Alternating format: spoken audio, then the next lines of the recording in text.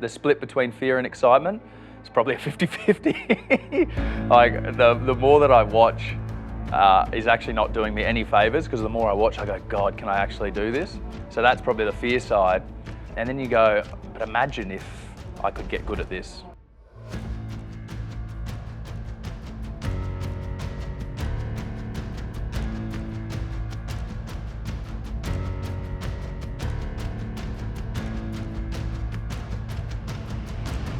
I'm Michael Hooper. I have 125 caps for the Wallabies and over 60 as captain. Played in a World Cup final, a Super Rugby final and a Lions tour. And now I'm going for a new opportunity, Sevens.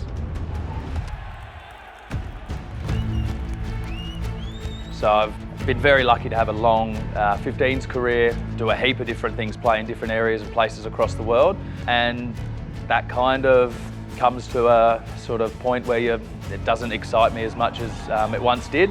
I still love the game, still want to be involved in the game, but in terms of a physical and you know, where does 15s take me, it didn't look like a place I wanted to go to. Then Sevens opens up. Sevens this year has, you know, an amazing series, and then is capped off with a great finale in Madrid and an Olympic Games. And the idea of representing your country, which I've done a lot of times in a rugby jersey, but you know, with an Olympic team around you and together is a complete unique experience. So I got approached for the last Olympic Games. So back in 2020, got delayed a season, and it did open up an opportunity, but my life circumstance wasn't quite right to tee up the game at that point in time. And I'm really glad that, you know, it's now come around in a different way, and very accepting of the challenge now, because it is a big challenge to make the shift. It's even though you're passing and tackling, it's a different game.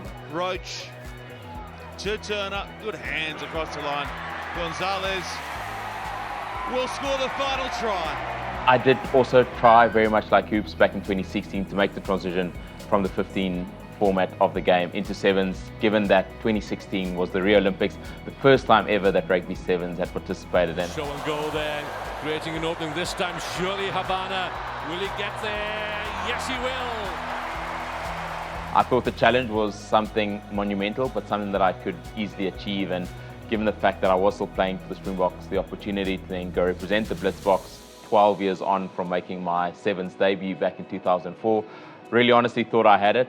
And I'll never forget flying back from Toulon to Cape Town and experiencing that first training session at the Stellenbosch Academy of Sport, and coming off that field thinking, what have I done?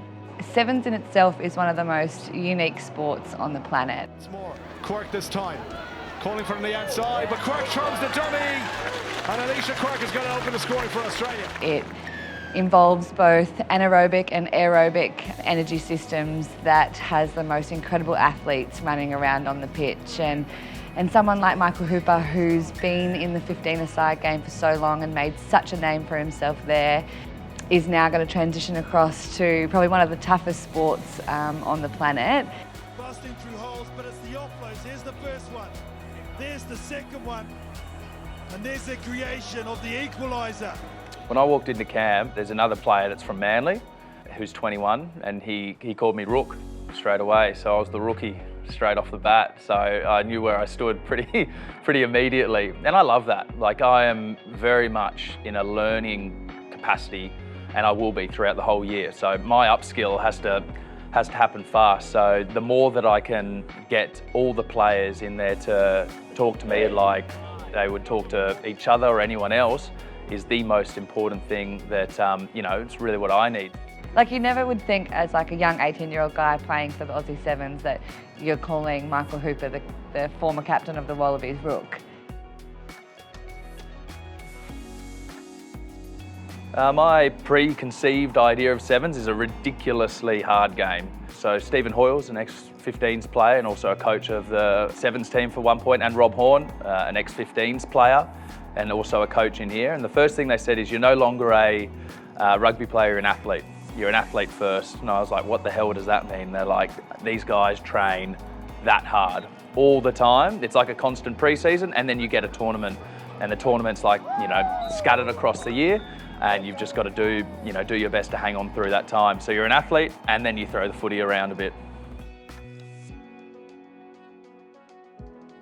It's exactly the same field, but with a lot less numbers, which means a lot more work rate in the game of sevens. There is potentially opportunities to hide in the game of 15s, but the physicality, the pace, the skill needed for the game of sevens is unfortunately only for a unique group of players. So not all 15s players can play the game of sevens. I joined camp this year, January 3rd, but I'd been training for this for quite some time. So when Australia got knocked out of the World Cup, I went, okay, my next thing's sevens. So I started training pretty hard by myself. The first couple of things that I saw was, okay, I got a halfback pass. I've probably thrown about 10 of those in my career in 15s. So I got a halfback pass. Everyone can do that. Every player you play against can step you in a phone box. The pass back to Davids. Filthy fit there from Davids. Creates some space for Visser, who reaches out and scores. So, okay, I've got to get my body to a point where that doesn't happen, and I can hopefully do it to other players. So I need, first and foremost, get your body in a really good shape to be able to take the stresses at this game and then perform well. So there's a difference between just being able to go out there and do it and then go out there and perform well, and I want to be in that latter part of it. And here comes Turner. They're queuing up across the left. Australia, Turner to Turner. Try Australia.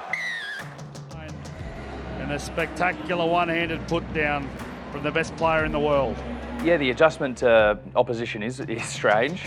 Getting a really, being on the ground here this week, seeing the different body shapes in different teams and how they play the Fijians, how they're able to get offloads away from anywhere, it's just ridiculous. And then some of the speed the US showed is incredible. So okay, how do you contain the opposition but then expose what we want to do as a team is really significant. You've got the girls over there warming up, you've got a men's team who's about to take the field, a team's just come off, they're either happy or disappointed with the result, and then you go and eat together. So I checked out the food hall yesterday and there's teams in there, some looking battered and bruised, some looking really happy and relaxed. So it is a completely new and interesting environment, and it's actually really exciting. Like the camaraderie in the teams, because they're smaller, seems really tight. So in my short experience with the sevens men's team, and even being around the women's, we train in the same spot, just how close the groups are. There's a max of about 20 players in each squad. So you get super tight, you travel with each other a lot, and it's a hard game, and that brings, you do anything that's tough, it brings you together, right? So it's a really cool environment. In sevens, you see it referred to a lot, the sisterhood amongst a lot of the teams, and it truly is second family. The way that the sevens circuit is, you are in each other's back pocket. So as a team, you really have to be connected. You really have to find different ways to make each other happy and make each other get along and support each other. You ride all the highs and you ride all the lows together, not just on the pitch, but also off the pitch. You spend so much time with them. You have to love each other, because then that transfers onto the field when those really tough moments, those really dark times on the pitch, you might be down, or you've missed a tackle, and you've really got to rally around each other and support each other. And that's what the most successful teams do. They have that sisterhood and that camaraderie amongst the group, or the brotherhood on the men's circuit as well. I've been lucky to build a really good network. My family is a great sounding board, not my mum. My mum will tell me I'm doing amazing all the time. So she's the one I go to when I need the little bit of love. But I could play my worst game ever and mum's still going to go, oh, you were so good today. So don't believe always what your mum says. My dad's great. He'll give me honest feedback. This is my first year in sevens. The schedule's amazing. I haven't played at barely any of these places. So when I look at the schedule, I look at Hong Kong as this thing that I've heard so much about, like this event that I've heard so much about that just sounds like it's on a different planet, really. So I'd love to experience that. Singapore, I love going to Singapore. So I'd like to play rugby there. I'm not sure about the heat and the humidity, but that would be pretty good. I mean, Madrid, the Paris Olympics, like LA, Vancouver, like these are places that you just don't get to go to as a rugby player often, and sevens opens that opportunity. The cool thing about going to places is sort of the stuff that you never think you would, is not on the sort of to-do list. It just sort of happens and you find yourself in these places, and someone tells you about this area to go, and you wander and you find something you never thought you'd find, and meet a person you never thought you'd meet. I think that's what's so cool about it. The split between fear and excitement, it's probably a 50-50. Like the more that I watch is actually not doing me any favours, because the more I watch, I go, God, can I actually do this? So that's probably the fear side. And then you go, but imagine if I could get good at this and I could get my body to a point where I felt really confident on the field, and that's where the excitement part, and I've just got to try and live there more and feed that one as opposed to feeding the fear side, because it's tough.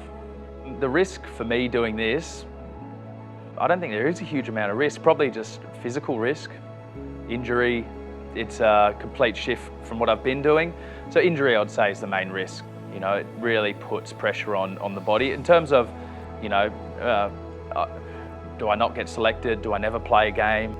I don't see it as a failure. I see failure as probably not having a crack. The big reward would be knowing that I had a really, really good swing at it. I think that's the reward, like going, this is something that's completely out of my wheelhouse, and I gave it a really good shot.